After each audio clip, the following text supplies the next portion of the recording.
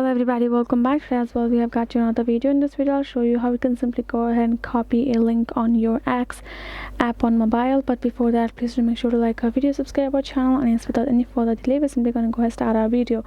For the matter, what you have to do, first of all, you simply have to access a particular X app in your mobile phone, and there are two things that you can do. Is first, if you simply want to copy a particular tweet in that X app or post, you can simply go ahead, tap on this can given below at the post and tap on this copy link. Now you have copied the link to your clipboard. You can go ahead, paste it, share it with anybody you like on your friends or family. Other would be if you want to copy your particular profile's username or profile, you can go ahead, tap on your profile icon on top left corner of the side and tap on the settings and support, and tap on the settings and privacy afterwards, and tap on this your account option given over here, and again tap on this account information option. Now you can find your username over here, right? Simply go ahead, select all, right, and copy your particular username, and you can share it with your friends and family, and that way also they will simply be able to get quick access to your particular account right there in your X app.